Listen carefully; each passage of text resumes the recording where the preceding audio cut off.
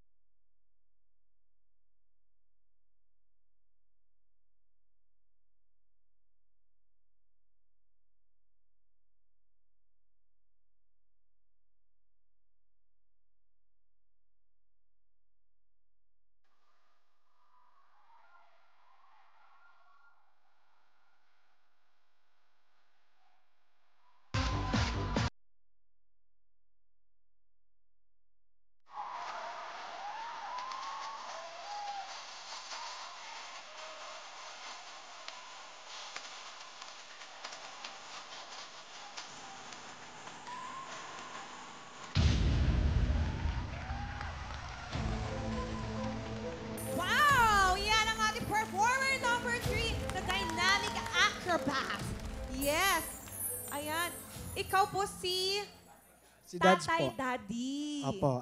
Big sabihin, ang anak mo po ay si... Si Jonard, bunsong anak ko at apo ko si John Henry. Oh, di ba? Isang pamilya pala ito. Mana-mana ng talento. Alam mo, anong sikreto, no? Ilang taong ka na po ba? 58 na po. 58! Ang lakas mo. Anong sikreto? Practice lang, tapos ingat sa pagkain, walang bisyo, walang inom, walang sigarilyo. Oh, di ba? Thank you. At importante, walang babae. Ayan. Tama yan. Kaya paring malungkot Will. ang buhay. Pero ano kayo ha? Maganda ha? Medyo mabigat yung ginawa nyo. Alam nyo bakit? Sabay na sabay, walang pumalpak, tama lahat ng ginawa. Ibig Salamat sabihin po. yan, ensayado kayo. Okay? Opo. Ano ba, kayo ho ang pinakapuno ng lahat? Opo, ako po yung instructor nila. Ako yung team leader. Paano nyo sila tinuturuan? Paano? Ah. Paano kayo pag hindi nakukuha? Paano nyo sila pinapagalitan? Siyempre, pagka nasa practice, Nagkamali. stricto ako ng konti. Paano? Ayusin nyo. Hindi po pwede yung mga ganyan-ganyan. Tapos, oo. Tapos, Pagka okay na, ayan, ganyan. Dahil kailangan, ayusin natin trabaho, dito tayo nabubuhay. yun ang sinasabi ko. Naintindihan nyo ba yan? Ayusin nyo. Importante yan. Di ba? Sila po ang ating third performer.